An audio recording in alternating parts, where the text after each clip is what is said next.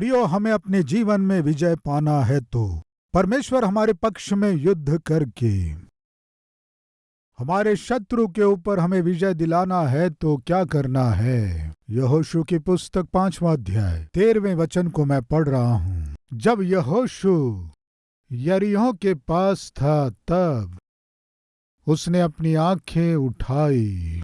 यहोशू से परमेश्वर प्रतिज्ञा किया। क्या प्रतिज्ञा किया? तुम जहां जहां कदम रखोगे उस स्थान को मैं तुम्हें दूंगा। तुम्हारे सामने किसी शत्रु को खड़े होने नहीं दूंगा। पहला अध्याय शुरू के कुछ वचन। यहोवा के दास मूसा की मृत्यु के बाद यहोवा ने उसके सेवक यहोशू से, जो नून का पुत्र था, कहा, मेरा दास मूसा मर गया है। मेरा सेवक मूसा मर गया है। यहोशू इज़राइलियों का अगुआ मर गया है। 40 वर्ष बड़े विश्वास के साथ जिसने इज़राइलियों की अगुवाई की, मूसा मर गया है। प्रियो, यहोशू बहुत दुखी था और भयभीत था। 20-30 लाख लोग जंगल में रह गए थे। इन्हें प्रतिज्ञा के देश में पहुंचना है। कौन पहुंचाएगा? बहुत से प्रश्न उठ रहे थे। प्रियो, आज हमारे बीच कोई है क्या? मेरे पति अचानक मर गए। बहुत से प्रश्न। मेरे पिता अचानक मर गए। कैसे आगे कदम बढ़ाना है समझ में नहीं आ रहा है। माँ अचानक मर गई। कैसे जीना है समझ में नहीं आ रहा है। नौकरी अचानक चली गई। कैसे परिवार का पोषण करना है समझ में नहीं आ रहा है। व्यापार में अचानक नुकसान हो गया। कैसे व्यापार को आगे बढ़ाना है समझ में नहीं आ रहा है। आज आपके जीवन में कोई घटना अचानक घटकर वो आपको भयभीत कर रही है क्या? आपके पूरे भविष्य पर प्रश्न चिन्ह लग चुका है क्या? मार्ग ना दिखाई देने वाली स्थिति में से आपको गुजरना पड़ रहा है क्या? आज आपके जीवन में अंधकार छा गया है क्या? विषम परिस्थिति छा गई है क्या? दुख छा गया है क्या? भय छाया हुआ है क्या? तो फिर सुनिए, जब आप पर भय छा जाता है, उस भय से जब आप और भी भयभीत होते हैं, तब आप निराश हो जाएंगे, आप हताश हो जाएंगे, आप शारीरिक रूप से आत्मिक रूप से टूट जाएंगे।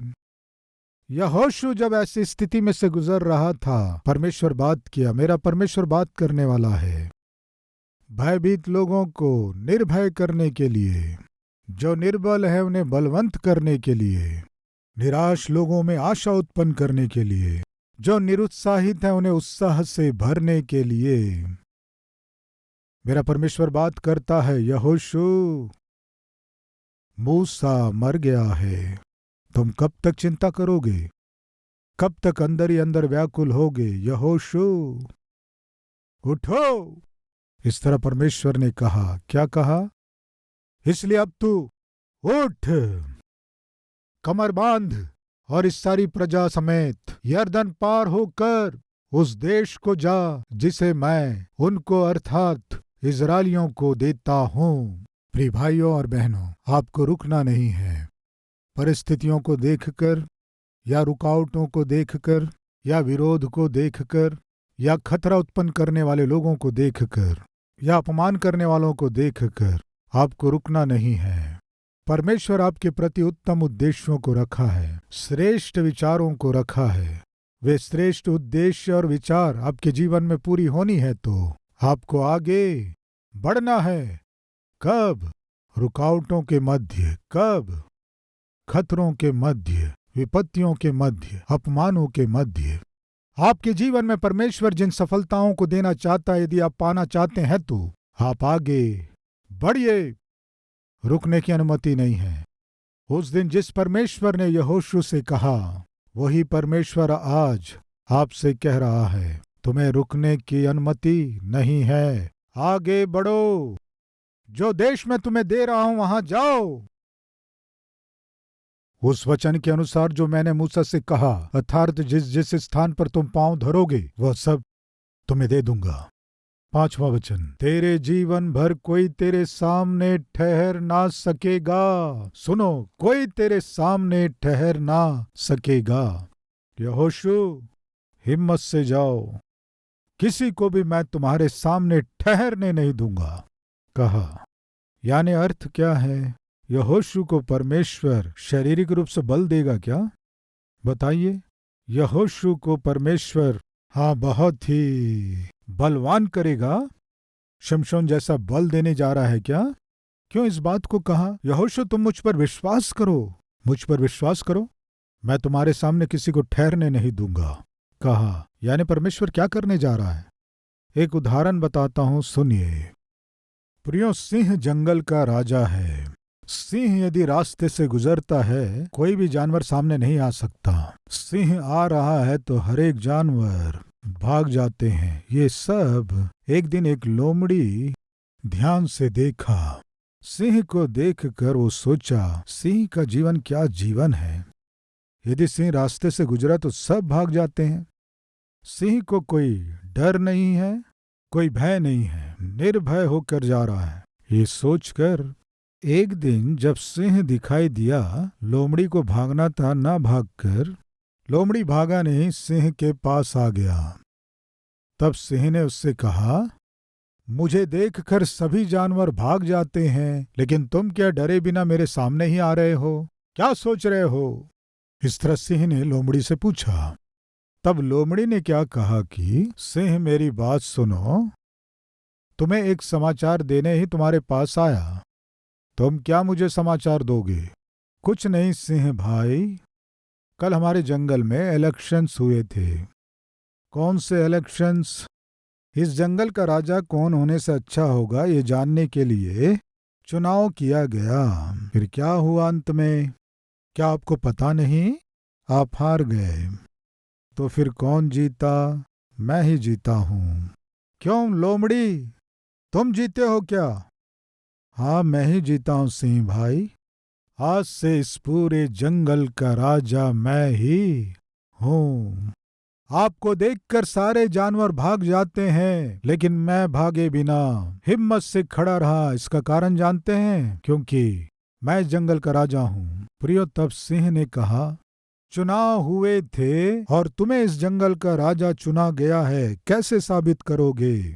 तब लोमड़ी ने कहा, जब मैं रास्ते से गुजरूंगा तुम देख लेना, मुझसे भी बड़े बड़े जानवर मुझे देखकर भाग जाएंगे और इसका गवाह आपको ही रहना है। इसलिए तुम मेरे साथ चलो, देखो क्या होता है। एक एक जानवर को भागते हुए आप देखोगे। ठीक है, मैं पास रहकर देखूंगा कौन सा जानवर तुम्हें देखकर भागता है। आओ देख लेना, कहकर जब लोमड़ी जंगल में जाने लगा, क्या सच में लोमड़ी को देखकर ये सब जानवर भाग जाएंगे? सोचकर सिंह जब उसके साथ आ रहा था, चुनाव सही था प्रियो, सही था लोमड़ी को राजा के रूप में चुना जाना। कैसे?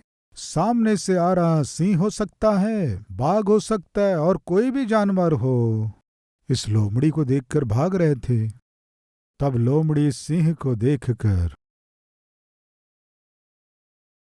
देखे सिंह भाई क्या हुआ, नए राजा के रूप में चुना गया। मुझे आता हुआ देखकर एक जानवर भी मेरे आगे कोई ठहर नहीं सके। देखे सिंह भाई, प्रिय लोमड़ी को एक बात मालूम थी, मेरे साथ सिंह होने से मेरे सामने कोई भी जानवर खड़े नहीं होगा।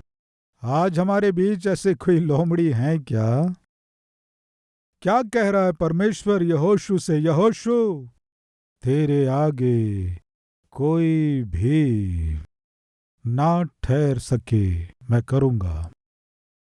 यानी परमेश्वर क्या करने जा रहा है? ऐसा कौन सा काम करके परमेश्वर यहोशू को ऐसी स्थिति या ऐसा स्थान देने जा रहा है? प्रियो, परमेश्वर उत्तर दे रहा है। देखेंगे 5वां वचन, तेरे जीवन भर कोई तेरे सामने ठहर न सकेगा, ठहर ना सकेगा। कारण जानते हैं यहोशू, मैं जैसे मूसा के संग रहा, तेरे संग भी रहूंगा। यहोशू से परमेश्वर क्या कह रहे हैं? तेरे आगे कोई ठहर नहीं सकेगा। तुम ऊपर से टपके हो इसलिए नहीं। यहोशू, मैं तेरे संग रहूंगा। इसीलिए मैं तेरे संग रहने जा रहा हूं, इसीलिए कोई तुम्हारे सामने ठहर ना सकेगा, कोई तुम्हारा सामना नहीं कर सकता। तुम्हें जय दिलाऊंगा। ये कैसे संभव है? मैं तुम्हारे संग रहूंगा। प्रिय, आज हमारे बीच ऐसा जीवन जीना चाहता हूं। आशा करने वाले हैं क्या? कैसा जीवन? बिना भय के निर्भय होकर जीना है।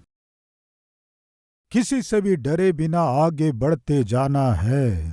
कैसी भी परिस्थिति हो, कितनी भी विपरीत परिस्थिति क्यों ना हो, कितने खतरे से भरी हुई क्यों ना हो, निर्भय होकर आगे बढ़ना है। ऐसी आशा आप कर रहे हैं क्या? तो सुनिए, उसके लिए एक ही एक आधार क्या है जानते हैं? परमेश्वर आपके संग रहना। परमेश्वर यदि आपके संग है तो प्रिय भाइयों और बहनों, आपका सामना कोई नहीं कर सकता। यहोशू को परमेश्वर वचन दिया, मैं तुम्हारे संग रहूंगा। प्रिय, इस नए वर्ष में जब हम कदम रख रहे थे, दिसंबर 31 की रात, परमेश्वर मुझे वचन दिया, मैं तेरे संग रहूंगा। जगत के अंत तक मैं तुम्हारे संग रहूंगा। प्रिय, इस तरह प्रभु ने कहा। प्रिय भाई, प्रिय बहन, हिम्मत से रहिए। परमेश्वर आपके संग होने से आपसे जय पाने वाला इस संसार में कोई भी नहीं होगा। हिम्मत से रह। यहोशू यरीहो नगर का सामना करने जा रहा है। यरीहो नगर सामर्थी नगर है, ऊंचे शहर पनाह वाला नगर है। यरीहो नगर को जीतना आसान नहीं है, सरल नहीं है। असामान्य उस नगर का सामना कैसे करना है, कैसे जय पाना है, बहुत से प्रश्न यहोशू के सामने थे। प्रिय, आज आपके सामने शायद आपकी शक्ति से बढ़कर समस्या है, शायद आपकी शक्ति से बढ़कर शत्रु आपके सामने है। आप जिस स्थिति का और शत्रु का सामना नहीं कर सकते वो आपके सामने है। तो फिर सुनिए, उस दिन दाऊद के सामने उससे भी बलवान, उससे भी ऊंचा व्यक्ति एक था। कौन बताइए? गोलियत। गोलियत की ऊंचाई कितनी थी जानते हैं? लगभग 9 फुट 7 इंच। कितना? 9 फुट 7 इंच ऊंचा था गोलियत। वो बालकपन से ही युद्ध में निपुण था। वो ललकारा, कोई है क्या इजरायलियों में जो मेरा सामना कर सके? 40 दिन वो ललकारता रहा, लेकिन कोई भी आगे नहीं आ पाया, इंक्लूडिंग शाऊल राजा भी आगे नहीं बढ़ पाया। हर एक जन डर के मारे कांप रहे थे। क्यों जानते हैं? क्योंकि उस दिन परमेश्वर शाऊल के संग नहीं था, इसलिए। लेकिन केवल एक व्यक्ति सामने आया। तुम तलवार और भाले के साथ आ रहे हो, मैं जीवित परमेश्वर के नाम से आ रहा हूं, आ रहा हूं। तुम्हारी हिम्मत तुम्हारी तलवार है, तुम्हारी हिम्मत तुम्हारा भाला है, तुम्हारी हिम्मत तुम्हारी ताकत है, लेकिन मेरी हिम्मत मेरा परमेश्वर है। मेरा परमेश्वर मेरे संग है। यहोवा मेरा बल है। दाऊद का बल कौन है बताइए? यहोवा, तू ही मेरा बल है। यस प्रिय भाई और बहनों, सारी सृष्टि को बनाने वाला परमेश्वर आपके संग है। इस सत्य को आप कभी न भूलें, इसे हमेशा याद रखें। जिसे वचन दिया वो परमेश्वर क्या किया, पढ़ेंगे। आइए हम बाइबल में देखें। यहोशू की पुस्तक 12वां अध्याय 7वां वचन। यरदन से पश्चिम की ओर लाबानोन के मैदान में बालगाद से लेकर सेईर की चढ़ाई के हलाका पहाड़ तक के देश के जिन राजाओं को यहोशू और इजरायलियों ने मारकर उनका देश इजरायलियों को गोत्र और कुलों के अनुसार भाग करके दे दिया था, वे ये हैं, हित्ती और एमोरी और कनानी और परिजी और हिब्बी और यबूसी, जो पहाड़ी देश में और नीचे के देश में और अराबा में और ढालू देश में और जंगल में और दक्षिणी देश में रहते थे। एक यरीहो का राजा, सबसे बलवान राजा, सारे नगरों से ताकतवर नगर था यरीहो। यरीहो का राजा, बेतेल के पास के एक का राजा, एक यरूशलेम का राजा, एक हेब्रोन का राजा, एक यरमुत का राजा, एक लाकीश का राजा, एक एग्लोन का राजा, एक मेजेर का राजा, एक दबीर का राजा, एक गेदेर का राजा, एक होरमा का राजा, एक अरात का राजा, एक लिब्ना का राजा, एक अद्दुल्लाम का राजा, एक मक्केदा का राजा, एक बेतेल का राजा, एक तपूह का राजा, एक हेपेर का राजा, एक लशारोन का राजा, एक अपेक का राजा, एक मादोन का राजा, एक हासोर का राजा, एक शिमरोन नमरोन का राजा, एक अक्षाब का राजा, एक तानाक का राजा, एक मगिदो का राजा, एक केदेश का राजा, एक करमेल में के योकनाम का राजा, एक दौर नामक ऊंचे देश में के दौर का राजा, एक गिलगाल में के गोइम का राजा और एक तिरसा का राजा। प्रियो, कितने राजा? कितने राजा? 31 राजाओं को मार डाला प्रियो। कौन? बताइए। परमेश्वर जो यहोशू के संग था, अकेला 31 राजाओं को मार पाया। कैसे संभव हुआ? परमेश्वर यहोशू को वचन दिया, यहोशू मैं तुम्हारे संग रहूंगा, तुम्हारे सामने किसी को ठहरने नहीं दूंगा। जिस परमेश्वर ने वचन दिया पूरा किया कि नहीं? पूरा किया। जो परमेश्वर वचन दिया उसने उसे पूरा किया ना, उसे हम देखे ना कैसे पूरा किया बताता हूँ। अभी 5वां अध्याय 13वां वचन।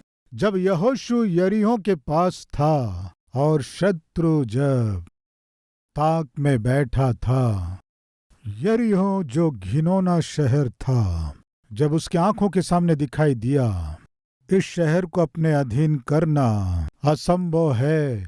जब लग रहा था जितने राजा थे उन सारे राजाओं में यरीहो का राजा बहुत खतरनाक था, ताकतवर था, बलवान था। इस राजा का सामना करना आसान नहीं है। इस शहर को अपने अधीन करना उतना इजी नहीं है। मेरे सामने जो समस्या है मेरी सामर्थ्य से बढ़कर है। प्रिय, आज मैं पूछता हूँ, आपकी समस्या आपके सामर्थ्य से बढ़कर है क्या? आपके ताकत से बढ़कर है क्या? आपका शत्रु आपसे बलवान है क्या? बुद्धिमान है क्या? सामर्थी है क्या? बहुत ही मशहूर है क्या? अधिकार रखने वाला है क्या? धन संपत्ति वाला है क्या? आपको जैसे खटमल को कुचल दिया जाता है वैसे आपको कुचल देगा क्या? तो सुनो, इससे भी महान सामर्थी आपके पक्ष में है।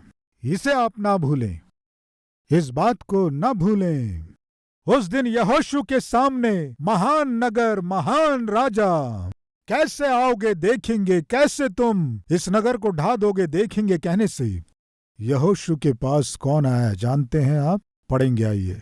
जब यहोशू यरीहो के पास था तब उसने अपनी आंखें उठाई और क्या देखा कि हाथ में नंगी तलवार लिए हुए एक पुरुष सामने खड़ा है।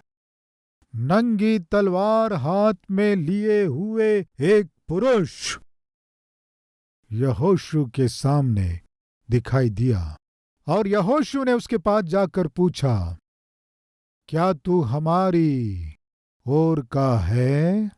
क्या तू हमारी ओर का है या हमारे बैरियों की ओर का है? कौन हो तुम? एक प्रकार के डर से, एक प्रकार के भय के साथ यरीहो नगर को देखते हुए जब मैं खड़ा था, अचानक तुम प्रकट हो गए। तुम कौन हो? क्या तुम हमारे ओर के हो या हमारे बैरियों के ओर के? कौन हो तुम? तब उसने उत्तर दिया, नहीं, वरन मैं यहोवा की सेना का प्रधान होकर अभी आया हूँ। प्रियो, वो जो नंगी तलवार लेकर आया था वो पुरुष कौन है जानते हैं? प्रभु यीशु मसीह। बाइबल में बहुत से स्थानों में आपको परमेश्वर का दूत प्रकट हुआ दिखाई देता है। आप रेफरेंस लिखना चाहते हैं क्या? न्यायों की पुस्तक 2 अध्याय 1 वचन में, उत्पत्ति 16वां अध्याय उसके 7वें वचन में, 18वां अध्याय 1 वचन में, उत्पत्ति 32 अध्याय 24 से 30 वचन में, न्यायों 6वां अध्याय 12 से 18वां वचन, यहाँ आपको जो दूत दिखाई दे रहा है और यहाँ लिखा है यहोवा का दूत, यहोवा का दूत। प्रियो, यहाँ जो हम देख रहे हैं वो भी वही यहोवा की ओर से उतर आया दूत है। यहोवा के सेना का प्रधान होकर मैं आया हूँ, इस तरह कह रहा है वो कोई और नहीं, मेरा प्रभु यीशु मसीह है। आपको याद होगा उस दिन शद्रक, मेशक, अबेदनगो तीनों परमेश्वर के लिए जलन के साथ खड़े होकर जब वे बेबीलोन में खड़ी कराई मूर्ति के आगे झुके नहीं, तब राजा ने कहा इन्हें ले जाकर आग में डाल दो। उस आग में कोई उनके बीच में चौथा पुरुष था। चौथे पुरुष का स्वरूप ईश्वर के पुत्र के सदृश्य है। प्रिय, इस तरह राजा नबूकदनेस्सर ने अपने लोगों से कहा। वो चौथा व्यक्ति कौन था जानते हैं? प्रभु यीशु मसीह। प्रिय, उस दिन यहोशू को भी प्रभु यीशु मसीह ने वचन दिया, तुम जहां कदम रखोगे उसे मैं तुम्हें दूंगा, तुम्हारे आगे कोई भी ठहर ना सके, मैं तुम्हारे संग रहूंगा, तुम्हारी ओर से मैं ही युद्ध करूंगा। प्रिय, आपके जीवन में परमेश्वर अपने दिए हुए वचन के अनुसार करना है, आशा कर रहे हैं क्या? तो फिर आप में नम्रता होनी है। दूसरा, निवेदन होना है। तीसरा, जो छोड़ना है उन्हें छोड़ना है। चौथा, अधीनता दिखाना है। मैं पूछता हूं प्रिय भाई और बहन, परमेश्वर आपकी ओर से लड़कर आपके विरोध में जो है, आपके लिए जो रुकावट बन रहे हैं, उनमें से हर एक को दूर करके आपको रास्ता दिखाना है और आपके जीवन में विजय देना है। आशा कर रहे हैं क्या? हाँ कहने वाले मेरे साथ मिलकर प्रार्थना करेंगे।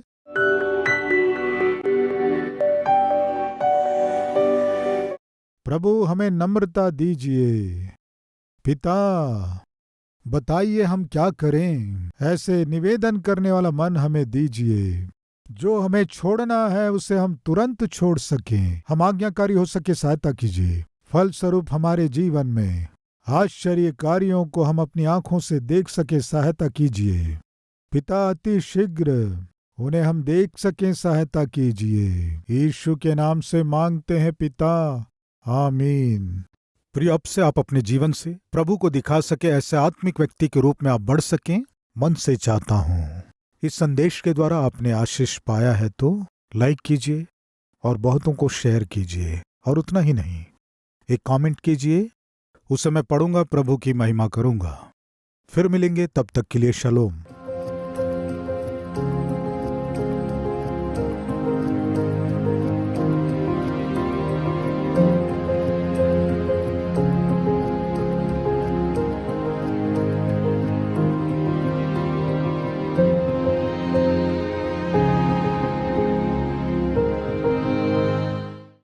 हमारा पता Calvary, post box number 30, Kukatpally, Hyderabad 72।